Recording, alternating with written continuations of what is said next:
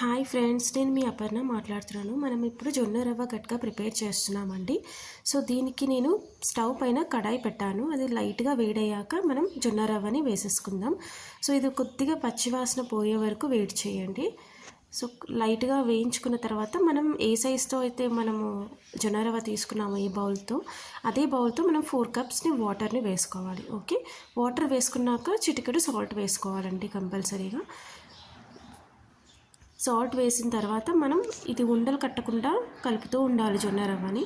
అప్పుడే ఇది కొద్దిగా మ్యారినేట్ అయ్యి మనకి థిక్నెస్ అనేది వస్తుంది. సో లైట్గా మీరు ఇట్లా మ్యారినేట్ చేస్తూ ఉండాలి. ఈ జొన్న రవ్వ అనేది చాలా హెల్తీ ఫుడ్ అండి. మీరు డైట్ మెయింటైన్ చేసేవాళ్ళు నైట్లో తింటే కనుక చాలా హెల్తీ ఫుడ్ ఇది అందరికీ. సో ఇది మనం రైస్ లాగే తినవచ్చు. ఏదైనా సాంబార్, పికిల్స్, పప్పు చారు, ఆవకాయ పచ్చడి, నిమ్మకాయ పచ్చడితో సర్వ్ చేసుకోవచ్చు అండి. చాలా బాగుంటుంది.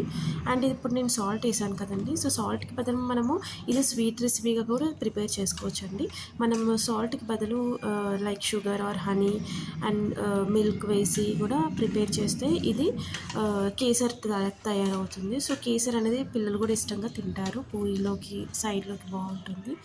సో మీరు తప్పకుండా ట్రై చేయండి ఫ్రెండ్స్. అండ్ ఇది 10 మినిట్స్లో ప్రిపేర్ అవుతుందండి.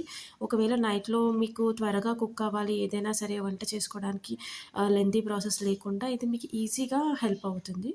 సో మీరు తప్పకుండా ట్రై చేయొచ్చు ఈ రెసిపీ అనేది. అండ్ ఇప్పుడు కొంచెం దగ్గరగా అయిపోయింది కదండి. సో ఈ టైంలో మనం దింపేసుకోవచ్చు. ఇది ఏంటంటే కొద్దిగా చల్లగా మనకు స్టవ్ ఆఫ్ చేశాక కొద్దిగా చల్లగా అయ్యాకనే ఇది గట్టిగా అవుతుంది. అప్పటి వరకు ఇలాగే ఉంటుందన్నమాట. మనకి వాటర్గానే ఉంటుంది. మనం చల్లగా అయ్యాక ఇలా దగ్గరగా అవుతుంది. ఓకే, సో ఇలా దగ్గరగా అయినప్పుడు మనం సర్వ్ చేసేసుకోవచ్చు. ఓకే, ఇప్పుడు నేను సర్వ్ చేస్తున్నానండి.